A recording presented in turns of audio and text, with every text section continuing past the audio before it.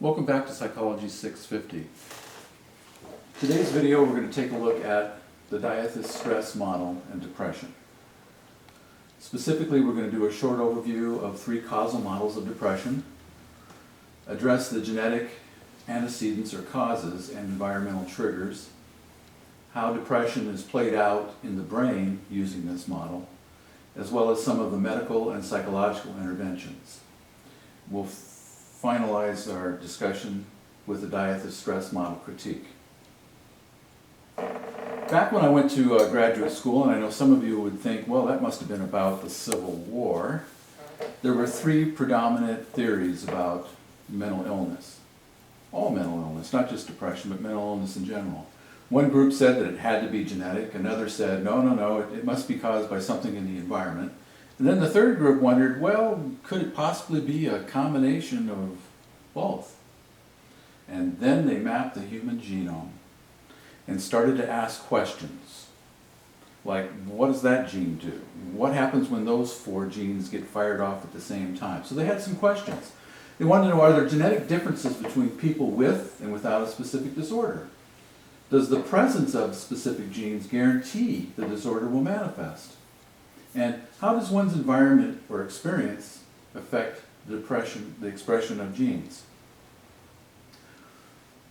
So as they started to explore genes, they started to understand that some genes were indeed responsible for the expression of certain mental disorders. So this is a very early chart of some of the work that was done right around 2001 in an attempt to try to identify genes that affected depression, chemical dependency, schizophrenia, ADHD, bipolar condition, and Alzheimer's.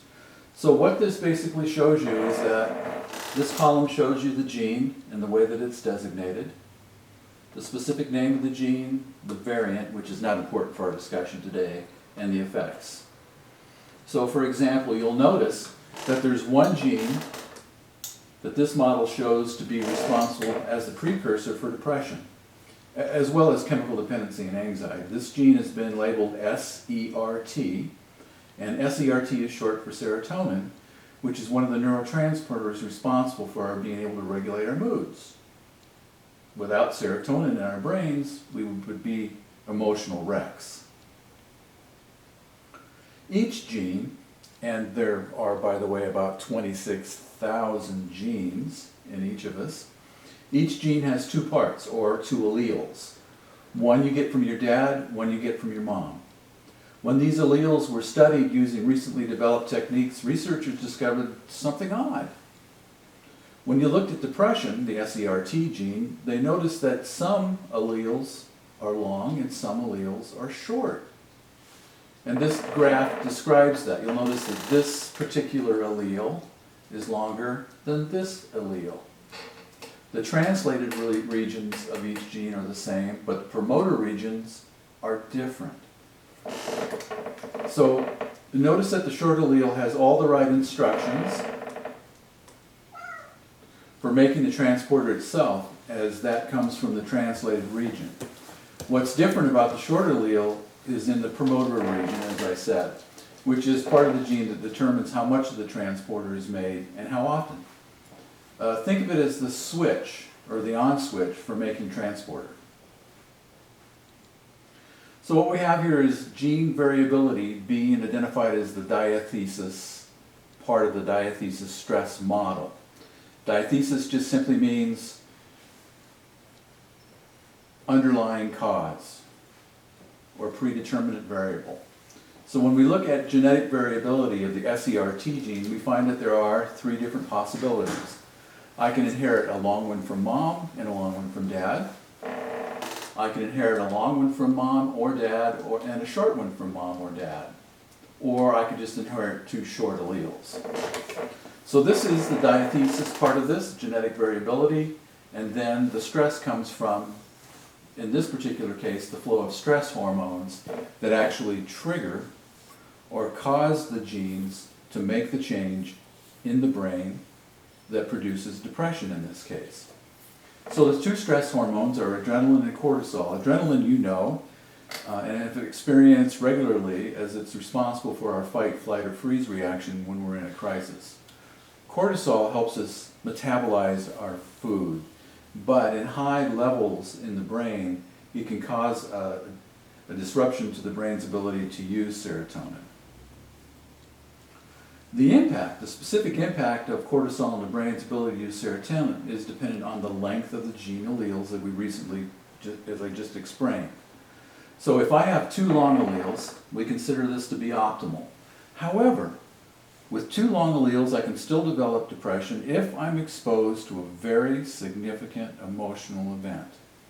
So you say, what's a significant emotional event? Well, for a young lady, it's like being raped. And for young ladies and young men that have been in combat, it's like being shot at or being in combat situations where you're pretty sure you're about to die. So very high levels, almost life and death level events. And that's true if I have 2 long alleles.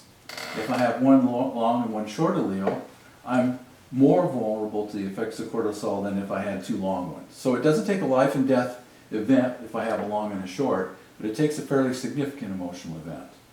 And then if I have inherited 2 short alleles, well, it's not going to take a whole heck of a lot of stress to cause the flow of cortisol that can damage the brain.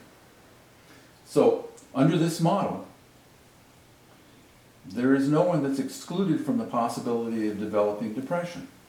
So optimally, if I have 2 long alleles, I can still develop depression if I'm subjected to a life and death stressor. This is how a research study in about 2001 looked, and I believe this was done in Australia. The researchers divided 1,000 people into 3 groups based on their childhood experiences.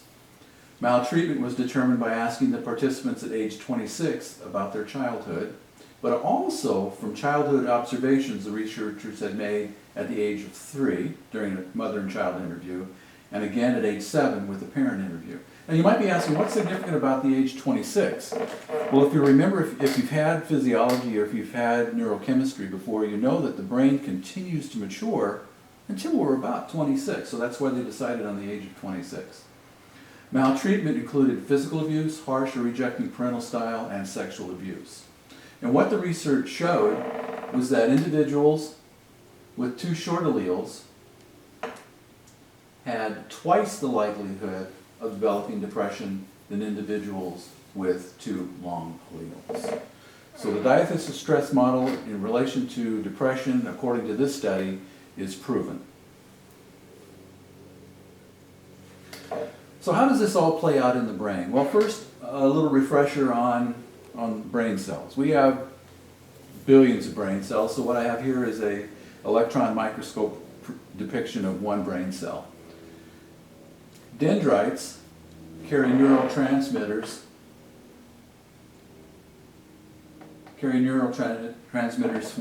from another brain cell into the soma. The soma decides where to send the neurotransmitters next and shoots them down the axon to the terminal, where it then connects to the next brain cell. The following slides will demonstrate how 2 brain cells communicate and how cortisol disrupts the brain's ability to use serotonin. And again, serotonin is a neurotransmitter. It's the way that brain cells communicate to one another. And it's very critical that they communicate. This then is my crude representation of 2 brain cells. Here we have the presynaptic cell, the synapse, and the postsynaptic cell. Basically, this is the sending cell. This is a gap across the 2 cells. No 2 cells touch one another. There's always a gap.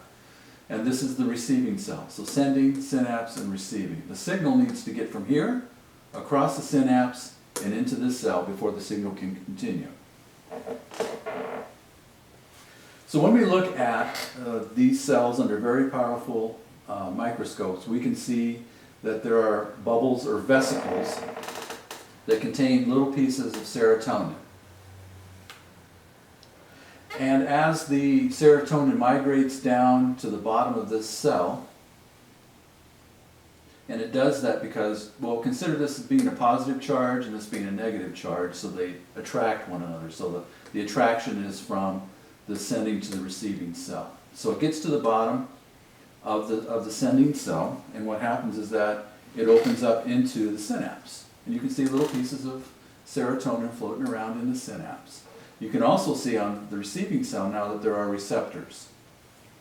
You have to have receptors for the material to actually get into the receiving cell. So serotonin goes into each one of these receptors. What's also important about the sending cell is that there's what's called an uptake pump. Just consider it a big vacuum. So that when the serotonin gets through the receptors and into the receiving cell, you'll notice that there's still some serotonin left over. It's the uptake pump that's responsible for vacuuming up all the remaining serotonin and putting it back inside the sending cell for use again. The brain is so very, very efficient that nothing ever goes to waste. So what's important about this cell, the receiving cell, is that there's a structure called the mitochondria. And think of the mitochondria simply as the stomach of the cell. Nutrition in the form of glycogen enters the mitochondria and is processed and distributed throughout the cell, just kind of like our stomachs. So what happens when cortisol enters into the equation? Remember that if I have two long ones, it takes a life and death situation. If I have a long and a short, it takes a serious emotional event, not quite life and death. And if I have too short, it's not going to take a whole lot of stress at all to cause the damage that I'm going to show you. So cortisol can affect the uptake pump, and it can also affect the mitochondria. What it does to the uptake pump is that it can cause the vacuum level to change from a level 1 to a level 10. In other words, it becomes hyperactive. It becomes way too powerful at that point. What happens to the mitochondria is that cortisol can cause an overproduction of a simple compound of calcium, which causes the mitochondria to rupture and all the contents of the mitochondria to spill out. In effect, the mitochondria is no longer useful. So what does medicine do? Medicine decides, well, what we need to do in the case of depression, when there's an uptake problem, is we need to give the patient an SSRI, a selective serotonin reuptake inhibitor, like Prozac or Celexa. And what it's designed to do is to repair the uptake pump. It takes the uptake pump from a vacuum level of 10 back down to a vacuum level of 1. So that at that point, the serotonin can now get into the receptors and get back into the receiving cell. Whereas before, the vacuum level was too high, it was sucking up all of the serotonin, and none of it could get into the receptors at all, causing what they theorize to be the reason for depression. Then if the doctor thinks that what you have is a bipolar disorder, he or she is going to prescribe a mood stabilizer like Depakote or lithium. And what Depakote and lithium and preparations in that class are designed to do is to stop the overproduction of calcium, which in effect repairs the mitochondria. The nice thing about the brain is that it's very plastic and that it can repair itself, that this damage can be undone. And so what does that look like when we look at brains in particular? This is how a brain of a depressed and a non-depressed person would look using a functional magnetic resonance imaging. You can see on this side that this is a depressed brain, this is a normal or not depressed brain. You can notice that there's a lot more bright material here than here. This brain is working much more efficiently than this brain. And so again, you might be saying to yourself, well, what happens when you take serotonin? What happens when you get into therapy?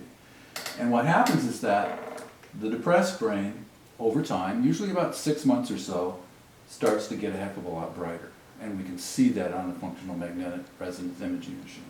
Years and years ago, the thought was once a brain cell was non-functional, it was dead, and that it wouldn't regenerate. But what we've learned since is that the brain is wonderfully plastic, that it repairs itself very nicely if given the right set of circumstances. All right, so what we've looked at so far is the Diathesis-Stress model as it relates to depression. But there's some problems with the model. For example, why don't people with the exact same CERT gene profiles, too long, too short, a long and a short, who are exposed to similar emotionally charged events always develop a mood disorder? Why doesn't everyone with too shorts always develop a mood disorder if they're exposed to the same emotionally charged event? So putting it into kind of a historical perspective, why did some of the people coming back from Vietnam who were exposed to 12 months of combat, why did some of them develop depression, some of them not? Some of them develop chemical dependency, some of them not. In regards to stress and anxiety, why did some of them get PTSD and some of them not? There's got to be a reason for that. The other question is, does medication alone seem to be sufficient to repair the brain and to turn the person from depressed to non-depressed? And the answer to that through research is no. The question is, why does medication work in some people and not in others? If it strictly is the need for a selective serotonin reuptake inhibitor, why doesn't that medication always produce positive results in patients? And we know from experience that it doesn't. What we do know is that a combination of medication and talk therapy, specifically cognitive behavioral therapy, is very effective. Doesn't work in every single case, but it's very effective in reducing the impact of depression. So then, how would the biopsychosocial model explain interpersonal differences? This is my question to you. I want you to go back through the text, and I want you to specifically look at the section on resiliency. There are other psychological, social, and even biological things that can manifest themselves in the development of depression and in the repair of the damage that's done. In other words, also involved in the cure. So then, what we've done in this video is taken a brief look at 3 competing causal models of depression, some of the genetic antecedents and some of the environmental triggers, talked a little bit about how it's played out in the brain using the Diathesis-Stress model. We talked a little bit about medical and psychological interventions and gave a short, brief critique of the Diathesis-Stress model. The next video covers the individual paper on perceptions and causes of psychopathology. Thank you.